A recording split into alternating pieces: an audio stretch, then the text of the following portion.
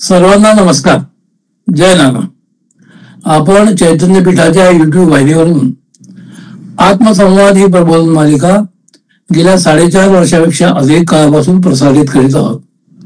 या प्रबोधन मालिकेमध्ये आपले सद्गुरू आदरणीय बाबा महाराज आपल्याला वेगवेगळ्या विषयांवर बहुमोल असं मार्गदर्शन आणि प्रबोधन करीत असतात.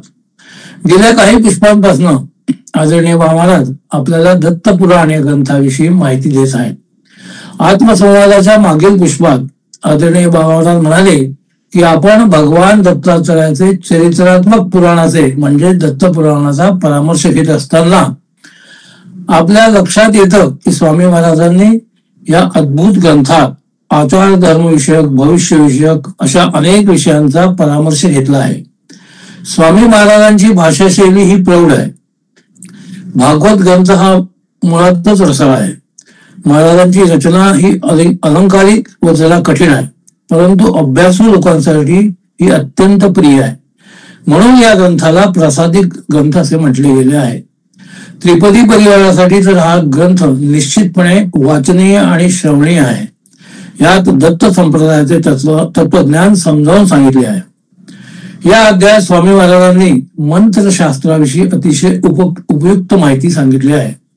आपण मागील पुष्पात दत्तमाला मंत्राविषयी चर्चा केली.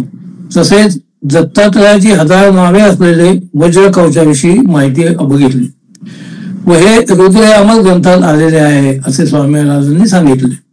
महाराज सांगतात की यापैकी एका वैदिक विधानानुसार जो चित्त शुद्धीने दत्तात्रयाची उपासना करतो तो येथे व परलोकात मुक्त होतो. समदृष्टी असलेल्या दत्तात्रयाचा निवास असलेल्या त्या स्वरूपाला नमस्कार असो.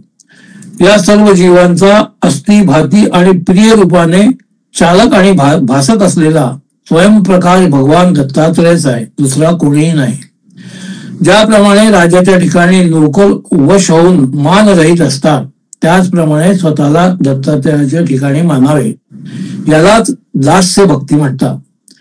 ज्याप्रमाणे लोकांमध्ये 2 मित्रांचे अपेक्षारहित सख्य असते त्याचप्रमाणे आत्म्याची आणि परमात्म्याची एक रूपता समाधीपूर्वी कल्पावी. कर्तृत्ववादी हे माझ्या ठिकाणी नसून परमात्म्याच्या ठिकाणी आहे अशी निस्संदेह भावना करावी. काशीमध्ये वर देणाऱ्या शंकराधिकाला सोडून दीपकाने आजारी असलेल्या वेद धर्मा नावाच्या गुरुला संतुष्ट करून श्री दत्त लीला श्रवण मागितले आणि तो स्वतःही संतुष्ट झाला. वेद धर्माने शिष्याला जो इतिहास सांगितला तोच मोक्षासाठी त्याचे सार माझ्याकडून सांगितले जात आहे. इथे उपासना कांडातील 3ऱ्या अष्टकाचा पहिला अध्याय समाप्त झाला. पुढच्या श्री दत्तात्रय अवतार कर्मादि कथन या अध्यायात स्वामी महाराज सांगतात की ज्याच्या कृपेची सर्वजण इच्छा करतात त्याची लीला इथे वर्णिली जात आहे. कोणी एक भार्गव नावाचा ब्राह्मण होता. त्याचा पुत्र बुद्धिमान असूनही जडासारखा होता. त्याचा पिता त्याला म्हणाला, पुत्रा वेदाध्ययन कर, मुक्तीसाठी आश्रमाचे पालन कर. तर तो पुत्र म्हणाला की मी पूर्वजन्मात सर्व विद्यांचे अध्ययन केले आहे, तसेच सर्व क्रियांचे पालन देखील केले आहे. भोग भोगले, राजेपण, सेवकत्व आदी सर्व भोगले आहे. योग भ्रष्ट झाल्यामुळे मला पूर्वजन्मीचे स्मरत आहे. हे तिन्ही आश्रमाच्या धर्मांना स्पर्श करीत नाही, कारण सर्व क्रिया निष्फळ वाटत आहेत. जितेंद्र असलेल्या मला वेदांशी काय करायचे आहे. पूर्वी मी ब्रह्मविचाराने संपन्न असून सत्संग वैराग्य यांनी मी ऐक्य भावनेला पोहोचलो होतो. पूर्वजन्मीचा अभ्यास लुप्त झालेल्या ज्ञानामुळे देवाने मरण पावलेला मला आता स्मरण नाही. झोपेतून जागा झाल्याप्रमाणे स्वतःच्या आत्म्याला जाणून मी दृढवती झालो आहे. आत्मदृष्टी असलेला मी समुद्रासारखा निश्चल होऊन या ठिकाणी परम शांतीला पोहोचलो आहे. हे ऐकून क्षणभर झालेल्या सत्संगतीने सुखी झालेला पिता त्याला म्हणाला, तू जर असा असशील तर तुझ्यासारखा मी जसा होईल तसा तू मला उपदेश कर. पुत्र म्हणाला की कर्मबंधनामुळे मी भीतो. इथे किंवा दुसरीकडे मला सुख दिसत नाही. पूर्वी अर्जुनादिकांना श्री दत्ताने सांगितलेला योग आहे तो दुःखाचा संयोग व वियोग असलेला असून हे बाबा ते तू माझ्याकडून ऐक. प्रतिष्ठान देशात पूर्वजन्म कर्मफलानुसार कौशिक नावाचा ब्राह्मण झाला. कुष्ठ व रोग असलेला त्याची भार्या देवाप्रमाणे त्याची सेवा करत असे. अत्यंत नम्र असलेली ती कफ मूत्र विष्ठा रक्तक्षालनाची उत्तम लेपाने सेवा करीत असतानाही तिचा क्रूर अत्यंत रागीट वैश्यागमन करणारा पती तिची निर्भत्सना करीत असे. तरीही पतीला देव मानणारी ती ओंगळ असणाऱ्या त्याची देव मानून सेवा करीत असे. आदरणीय बाबारावांनी इथपर्यंत अत्यंत सुंदरपणे हा अध्याय समजावून सांगितला व म्हणाले की अशा प्रकारे स्वामी महाराजांनी श्री दत्ताच्या चरित्राची इथे सुरुवात केली आहे व आदरणीय बाबारावांनी इथे आपल्या प्रबोधनाला सर्वविराम दिला. मी बाबारावांना विनंती करतो की त्यांनी आजच्या प्रबोधनाला सुरुवात करावी. नमस्कार.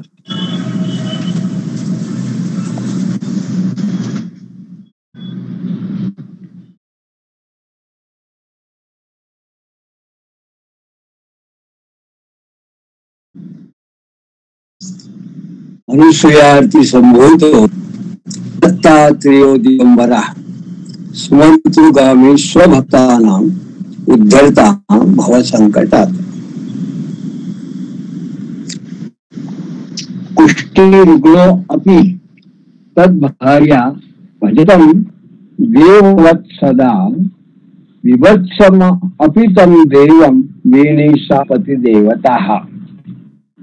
म्हणजे तो ब्राह्मण जरी कुष्ठी असेल आणि रोगी असेल तरी त्याची भार्या देवाप्रमाणे त्याची सेवा करीत असेल आणि विभत्स तो कितीही विभत्स ओंगळ होता तरीही त्यालाच तम देवम विनिसा त्या ब्राह्मणाला ही त्याची पत्नी ही तो जणू देव असल्याप्रमाणे त्याची सेवा करत असेल.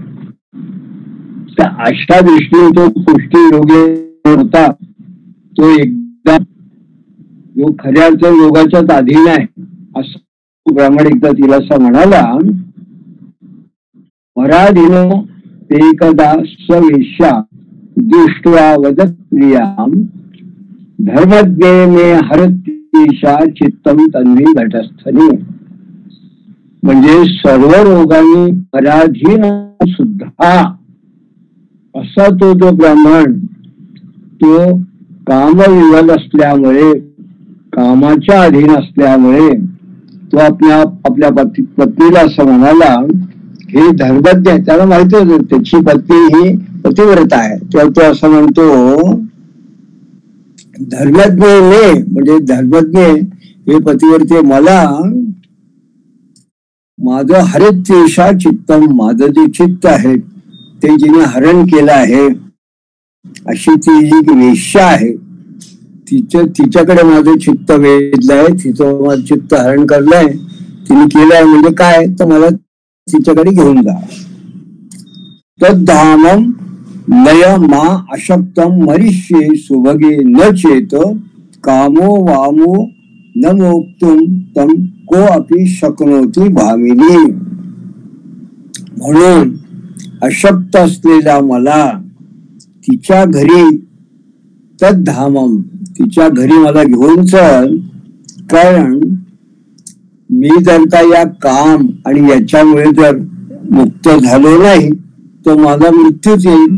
मला मेल्यासारख्या यातना होतात आहे. म्हणून आता त्या पतिव्रतेने तच्छ्रुत्वा सा भवत धृष्टा कुलीना सुभगा सती बध्वा परिकरम शुल्कम भूर्यार्दाय निधाय तम स्कंधे मंदम ययो रात्रो ध्वान्ते विद्युत्तिशा सुधी शूले चोर ब्रह्मात पुरोतो मांडव्यो भुभृता विधेहे.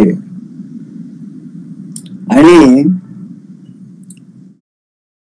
अशा पद्धतीने ती धीट होऊन निर्भय होऊन ती पतिव्रता कुलीन अशी ती सौभाग्यवती तिने कंबर खोचून पदर कमरेला खोचून त्या वेशीला घेण्यासाठी किंवा देण्यासाठी भरपूर धन घेऊन ती पतीला खांद्यावर ठेवून ती रात्री निघाली. आणि अशा वेळेस मांडव्य ऋषी जो होता, त्यावेळी बुद्धिमान मांडव्य ऋषी दुर्दैवाने त्यांनी विजेच्या प्रकाशा हा चोर आहे या अशा भ्रमाने या मांडव्य ऋषीला एका राजाने सुळावर चढवलं होतं, भ्रमाने की हा मांडव्य ऋषी चोर आहे असा. तर हा जो ऋषी आहे, ध्वांते अज्ञानांको कौशिकाग्री चारिता प्राह दुःखित येना दुःखितो यातो मृत्युंसो कोर्या दयादिती. म्हणून तो जो मांडव्य ऋषी होता, सुळावरती जो अडकून बसला होता, अडकून पडला होता, तो अंधारामध्ये अज्ञानामुळे सतीचा पाय त्या मांडव्याला लागल्यामुळे कौशिकाच्या पायाने तो हलवला गेल्यामुळे दुःखी झालेला. तो असा म्हणाला, ज्यानं मला दुःख दिले त्याला सूर्योदयापूर्वी मृत्यू येईल, तो मृत्यू पावेल. अशा पद्धतीने त्यांनी शाप कोणाला दिला, तो त्या कौशिक ब्राह्मणाला शाप दिला. तच्छ्रुत्योचे सती खिन्ना नो देश अर्कैत्य हो शक्तेवं पूरयित्वा स्वभर्तु कामं गृहं जयो. तेव्हा ते ऐकून ती पतिव्रता जी होती, तच्छ्रुते वचे, ते वचन ती सतीची खिन्न झालेली, तिने काय केलं, ती म्हणाली सूर्योदयच होणार नाही, नो देशत्य अर्कैत्य हो. आणि अशा पद्धतीने तिने शाप दिला. आणि मग ती सतीच्या पतीला घेऊन त्या वेश्येकडे निघून गेली. तच्छापो नो दिता सूर्यस्तत्रम जगत्रयम कालव्यवस्था नष्टे अर्के नातो लुप्ता क्रिया समाहा. तिच्या त्या शापामुळे सूर्योदय झाला नाही. तत्शापा न उदितम सूर्य. त्यामुळे तिन्ही लोक जणू काही त्रस्त होऊन गेले. स्तत्रम जगत्रयम, त्रस्त जणू काही होऊन गेले. आणि सूर्य नष्ट झाल्यामुळे जणू काही कालव्यवस्था राहिलीच नाही. प्रातः माध्यान्ह सायं हे जे काही सगळे कार्यक्रम असतात ते सगळे झाले. त्यामुळे जणू काही सर्व वैदिक लौकिक क्रिया लुप्त होऊन गेल्या. लुप्ता क्रिया समाहा.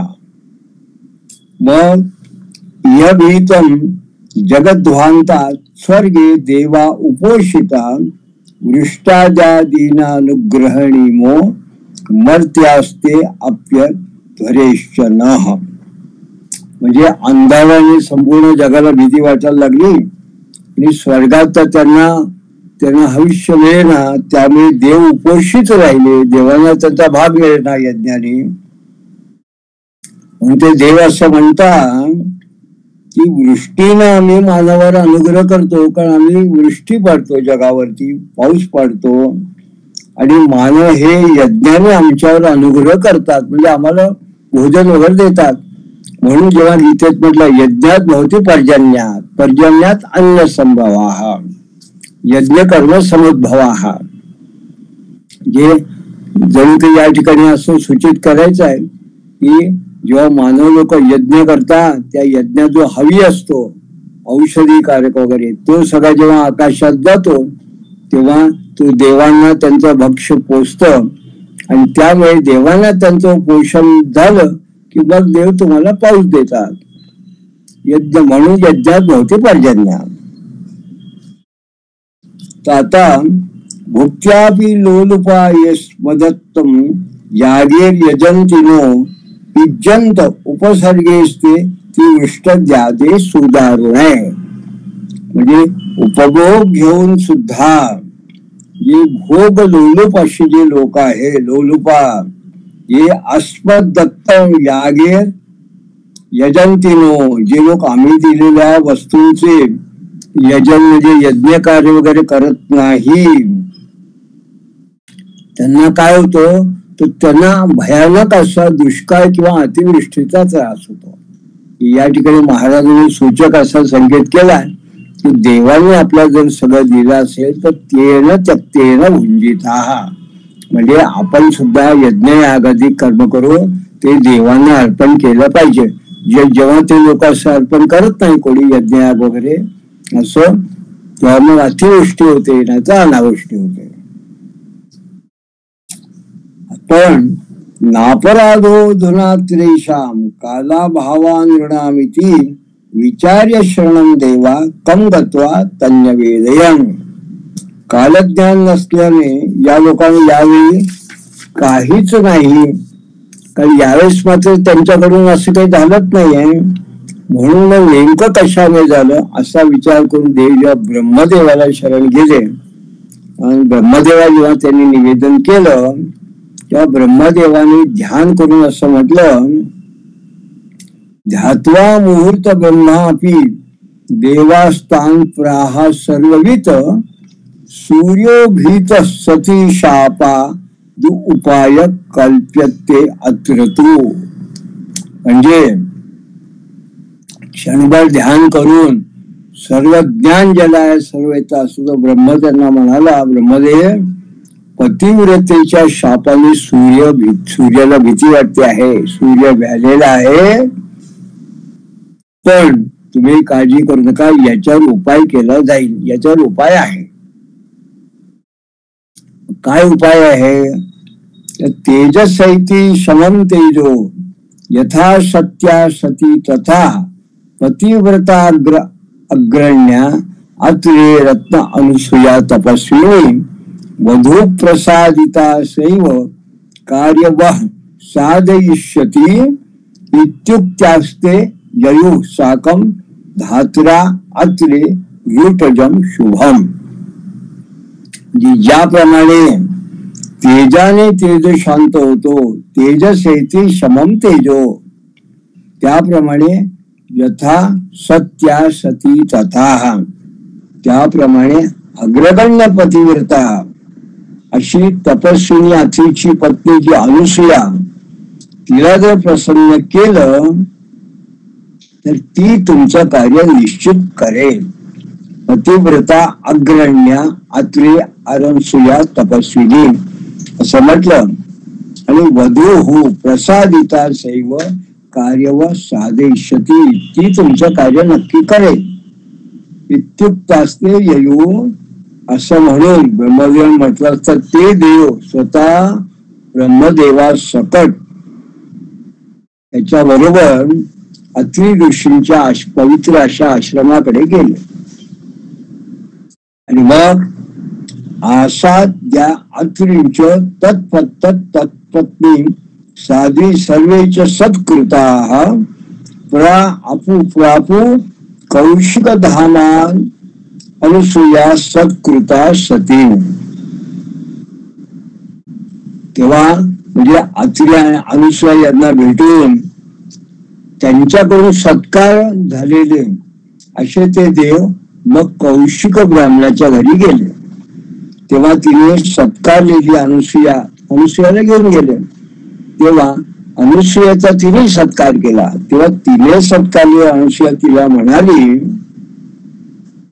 की देवेभ्यो प्रतिहि कस्ते किं स्वभर्ता तन्मुखे क्षणात नंदस्य अपिते तदर्थम ते कच्चित बुद्धानुकृतनुक्रिया. म्हणजे अगं देवापेक्षा सुद्धा तुझा भरता अधिक आहे. काय देवेभ्योप्य अधिक असते किम स्वभर्ता. आणि त्याच्या मुखदर्शनाने तो आनंदित आहे का. तो गतप्राण आहे. तन्मुखे क्षणात की त्याच्यासाठी तू शाप दिला आहे की तदर्थ ते कच्चित दुर्धानुकृत क्रिया. आणि मग अनुसूया तिला असं म्हणते पतिशुश्रुया नृण्यम त्रिवर्गाप्तिश्च योषिताः क्लेशेन महता साधी स्वाचारात पतिलोकदा. स्त्रीला पतीच्या सेवेने धर्म अर्थ आणि काम यांची प्राप्त होते आणि त्यात तिची कर्तव्यपूर्ती होते. पतिव्रता मोठ्या कष्टाने स्वतः आचार पालनाने पतिलोकाला प्राप्त होते. म्हणजे या ठिकाणी आपल्याला लक्षात येतं की महाराज अन्योन्य अशा पद्धतीने या ठिकाणी अपरोक्षपणे पतिव्रता धर्माचं या ठिकाणी विवेचन करतात आहे. मग ते असं म्हणतात, स्त्रीणा पृथक क्रिया का अपि नैवात सेवयेत चितु पुण्यार्ध हारिणी सार्ध भर्ता पत्यादी लोकगा. शास्त्राने जणू काही स्त्रियांसाठी वेगळी अशी काही क्रिया अशी काही नाही ती सांगितली नाही. म्हणून विशेष म्हणजे पतीची जर सेवा केली तर ती पतीच्या अर्ध्या पुण्याची भागीदारी होते आणि पतीसह ती पतीच्या लोकाला जाते. असं एक शास्त्रार्थ या ठिकाणी आपल्याला सांगण्यात आलाय. म्हणून अनुसूया तिला असं म्हणते, अतस्तया सदा कार्या पातिवृत्ती मती सती ऐहिका मुष्मी कार्थोत स्त्रीणाम भरता ही सद्गती. तू नेहमी पातिव्रताविषयी नेहमी बुद्धी करावी. तू पातिव्रता धर्माचं पालन करते तशी तुझी बुद्धी राहो. कारण तसं केलं असता ऐहिकाम मुष्मिकाम अर्थोताह ऐहिक आणि पारलौकिक अशा दोन्ही प्रकारची अर्थसिद्धी होते. कारण शेवटी स्त्रीणाम भरता ही सद्गती, कारण पती हाच स्त्रियांची सद्गती आहे. अशा पद्धतीने आधी अनुसूयेने तिच्याबद्दल आणि तिच्या पातिव्रत्य धर्माचं आणि पतिव्रता धर्माची प्रशंसा केली आणि तिला आनंदित केलं. तिचा एक प्रकार स्तुतीच केली.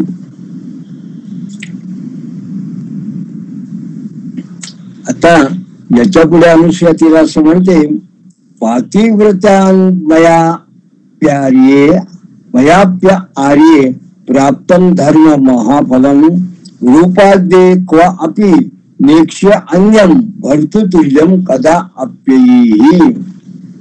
हे आर्ये, पातिव्रतामुळे मी धर्मनिष्ठ पातिव्रतांना पार्ये प्राप्तम धर्मम महाफलम, हे मी धर्मनिष्ठ असं महत्फल मला मिळाले आहे.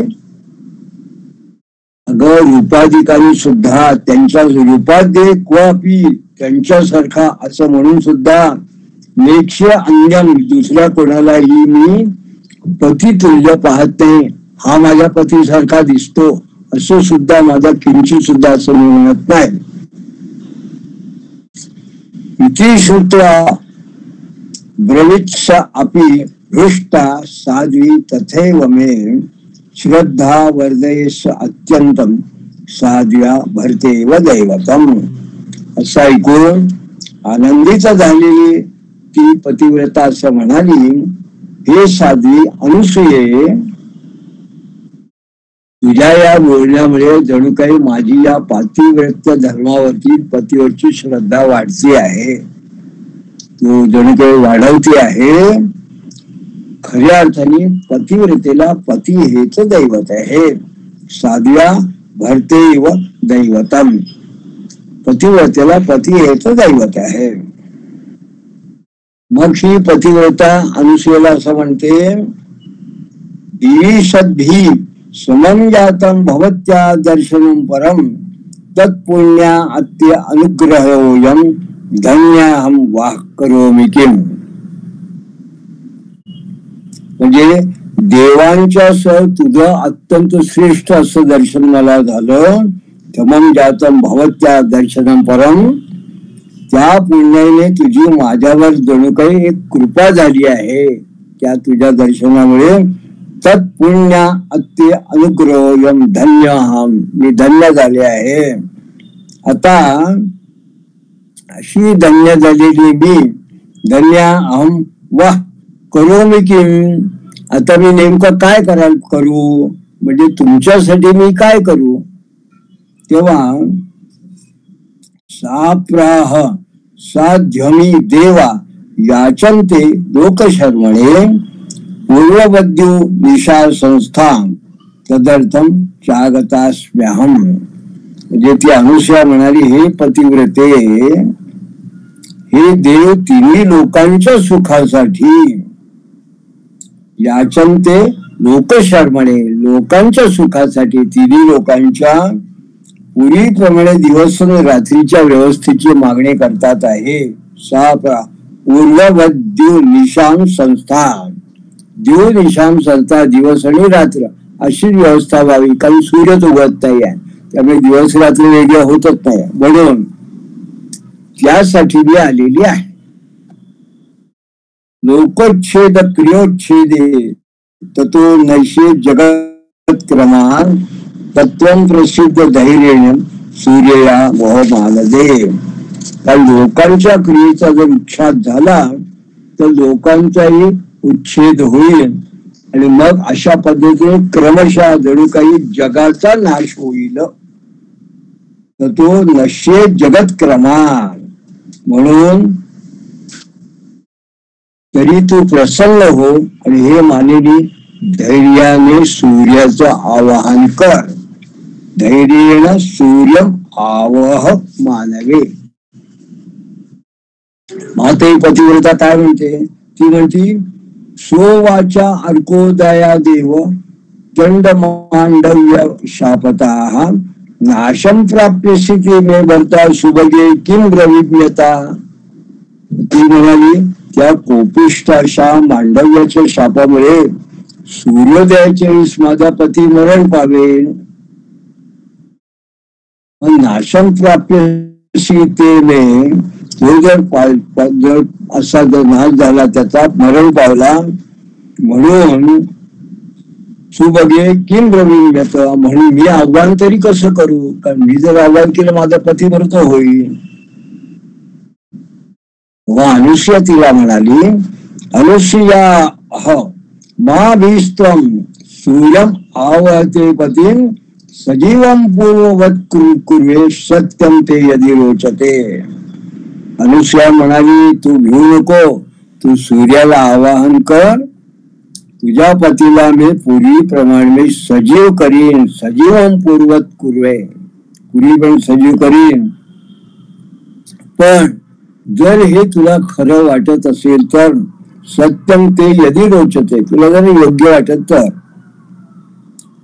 तथे त्युक्त्वा सा साध्वी तद विश्वासात दिवाकरम आजुहावम धृतम चासो शोचिष्केदस्तदोदितः. ठीक आहे, तथे त्युक्त्वा असं ते म्हणून, ठीक आहे असं म्हणून त्या पतिव्रतेने अनुसूयेवरच्या विश्वासामुळे सूर्याला आवाहन केलं आणि धृतम चासो शोचिष्केश तदोदितः.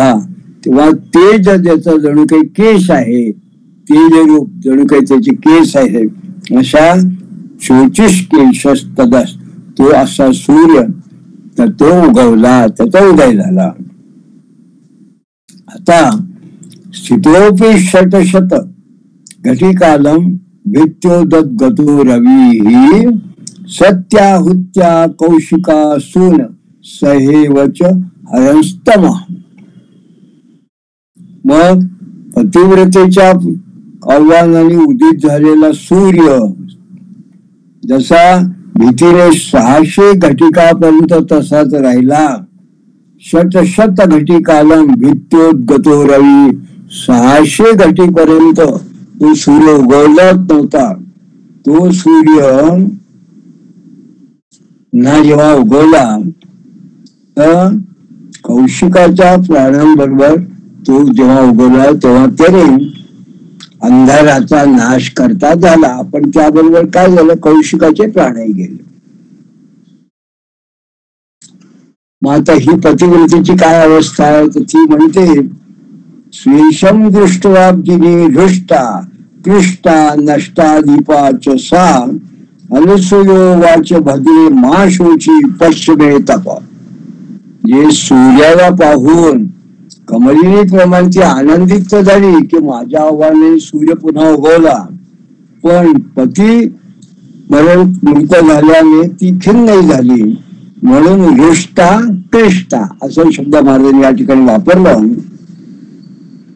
आणि मग ती म्हणे जेव्हा ती अशी खिन्न झाली तेव्हा अनुसूया उवाच, अनुसूया तिला असं म्हणाले, भद्रे माशोची, अगं सुभगे भद्रे शोक करू नको, माशोची पश्चिमे तप, माझा तप पहा,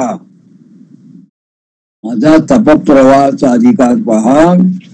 मग अनुसूया असे म्हणते, यदि मे अनन्याया भक्त्या पत्युपास्थी दृढा कृता स्वप्ने अपि न मतं पत्या समं कमपि सर्वतः. हृदयाक्ये स्वधर्म सेतो विता पतिदेवता तल्लवात स्त्री सहायोसो जीवत अब्दशतम पुनः. आणि अशाची अनुसूया म्हणती, यदि मे अनन्या भक्त्या, जर मी अनन्य भक्तिभावाने पतीची दृढ उपासना केली असेल, स्वप्नामध्ये सुद्धा पतीसारखं कोणाला मानलं नसेल, काया वाचा मनाने स्वधर्मानुसार पतिदेवतेची सेवा केली असेल, हृदवाक्याये स्वधर्मा चेतोविता पतिदेवता, तर त्या पुण्याच्या अशाने स्त्री हा आधार, जो स्त्रीमुळे जो जगतो आहे आधार असले, हा पुन्हा 100 वर्ष जगो, जीवतम अब्दशतम पुन्हा, याला पुन्हा 100 वर्षाचं आयुष्य प्राप्त हो. मना आवर्तयाम्यस्य क्वापि यातम पुनस्थित्वाहा जीवा तथैवे सुनेते अस्य तन्मनो देहि पूर्ववत. आणि कुठेतरी गेलेले याचे मन पुन्हा याच्या ठिकाणी प्रवर्तित करते आहे. मला अवर्तयाम्यस्य क्वापि यातम पुनस्थिवाह, याचा प्रवर्तित करते आहे. आणि हे प्राणादिकाला नियंत्रण करणाऱ्या देवते जीवा तवे सुनिते अस्य तन्मनो धेहि पूर्ववत, ते देवा याचं जे जगण्यासाठी ईश्वरा याचं ते मन पूर्वीप्रमाणे कर. असं जेव्हा अनुसूयाने म्हटलं तेव्हा सत्ये युक्ते मृतोपेश सुप्तोत्थित वदुत्थित स्वदीप्त्वा भासयेन रेश्म निरोगो देववत सुधीहि. जे अनुसूयाने जेव्हा असं म्हटलं सत्ये युक्ते मृतोपेश, व हा मेलेला कौशिक ब्राह्मण हा झोपेतून उठल्याप्रमाणे, मृतोपेश सुप्तोत्थित, झोपेतला जवळ काय उठला अशाप्रमाणे, आणि स्वतःच्या कांतीने घर उजाळीत स्वदित्या, म्हणजे त्याचा जवळ काही रोगराई सगळे निघून गेली आणि उत्तम वर्ण झाला असा निरोगी भासेन विश्व निरोगो देववत सुधी, ही अगदी देवाप्रमाणे असा उत्तम सौंदर्यवान होऊन पुन्हा उठून बसला. आणि मग तुष्टा हा पुष्पमुचो देवा ब्रह्मा विष्णू शिवादया ब्रह्माद्या नृतो साधू गंधर्वा ललितम जगोहु. म्हणजे संतुष्ट झालेले देव, तुष्टा पुष्पमुचे, यांनी देवांनी पुष्पवृष्टी केली. आणि कोण? ब्रह्मा विष्णू शिवादया, ब्रह्मदेव विष्णू शंकराधिक सगळे देव, आणि रंभाद्या नंद ऋतू, रंभा वगैरे ज्या आहे त्या अप्सरा नृत्य करू लागला. आणि गंधर्वा ललितम जगू, गंधर्व जे गायक होते ते उत्तम प्रमाणे गायन करू लागले, गीत म्हणू लागले. मग देव त्या अनुसूयाला असं म्हणतात, देवा उचूर महत् कार्यम कृतम कल्याणी नस्तया वरदास्मो वरम हृद मन अनुसूये मनसूये वृष्णेश्च भो. देव म्हणाले, हे कल्याणी, तू आमचं फार मोठं कार्य केलेलं आहे.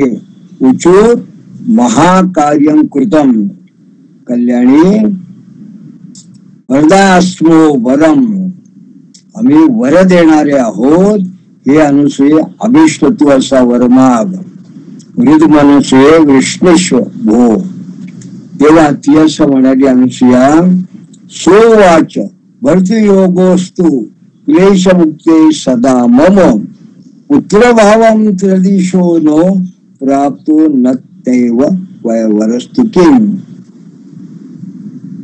ती असं म्हणती, सोवाच, तेव्हा ती असं म्हणाली, ऐहिक आणि पारलौकिक क्लेश मुक्तीसाठी मला पतियोग असावा, म्हणजे पतिव्रता धर्म मी कायम पालन करावा आणि मी पातिव्रत माझ्यातून व्हावा आणि जणू काय हाच पतियोग मला कायम मिळावा.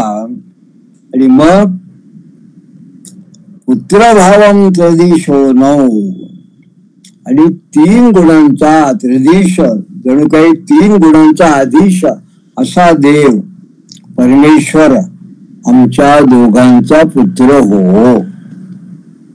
आणि मग ती म्हणती, अन्य वरेस्तु किम, याच्याशिवाय आणखीन काय वर मागणार आहे, याच्याशिवाय आणखीन कुठला मोठा वर असू शकणार आहे. तेव्हा एवं अस्तित्वती त्वाम ताम प्रोक्त्वा जम्मोर्देवा यथागतम स्वाश्रमम चा अनुसूयापि कौशिकस्त्या अनुमोदिताः. असं हो, तेव्हा तथास्तु असंच होईल असा तिला वर देऊन देव जसे आले तसे परत गेले. जगमोर्देवा यथागतम, देव गेले.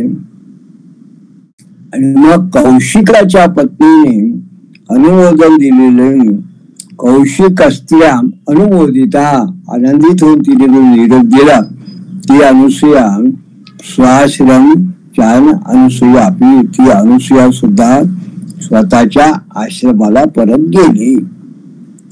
अशा पद्धतीने आज आपण असं बघितलं की हा जो अणिमांडव्य ऋषीच्या शापानं गतप्राण झालेला हा कौशिक ब्राह्मण आहे. हा जसा अनुसूयेच्या दिलेल्या वरामुळे अनुसूयेने त्याला पुन्हा उठवला आणि त्यामुळे देवाने आनंदित होऊन तिला जो वर माग असं म्हटलं, किंवा तिने त्रिदिश्वरम म्हणजे जणू ते भगवान दत्तात्रेय यांचा आम्हाला पुत्र म्हणून लाभ व्हावा, अशा पद्धतीने एक वेगळ्या पद्धतीची तिने इच्छा व्यक्त केली. आणि देवाने त्या अत्रि आणि सुनी अनुसूया दाम्पत्याला संवाद दिला. अशा पद्धतीने महाराजांनी उत्तम प्रकारे भगवान दत्तात्रेय हे अत्रि अनुसूया या दाम्पत्याच्या पोटी जणू काही जन्माला यावे, यांच्या ठिकाणी प्रदत्त असा जो को आहे ईश्वर, स्वतः ईश्वर, स्वतःला ईश्वराने त्यांना देऊन टाकला असा जो त्रिगुणात्मक त्रयमूर्ती त्रिदेश दत्तात्रेय हा या दाम्पत्याच्या पोटी कसा यावा, याच्या मागणी ही एक कथा अतिशय रंजक पद्धतीने आपल्या समोर महाराजांनी मांडली. आता याच्या पुढे दत्त जन्माचं जे वेगळं आख्यान आहे आणि मग ही अनुसूया अत्रि यांची कथा ही आपण पुढल्या पुष्पात पाहणार आहोत.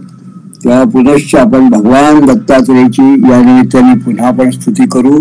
की महाराजांनी जणू काही ही स्तुती हाच एक मंत्र आहे अशा पद्धतीने मंत्रात्मक श्लोका या त्यांच्या साहित्यामध्ये उद्धृत केलेल्या ग्रंथात ती जी स्तुती आहे, ते जे श्लोक आहे, ते श्लोक असे: अत्रिपुत्रो महातेजो दत्तात्रेयो महामुनी तस्य स्मरण मात्रेण सर्व पापैः प्रमुच्यते. अनुसूया अत्रि संभूतो दत्तात्रेयो दिगंबराः स्मर्तृगामी स्वभक्तानां उद्धरतां भवसंकटात्. अवधूत चिंतन श्री गुरुदेव दत्त.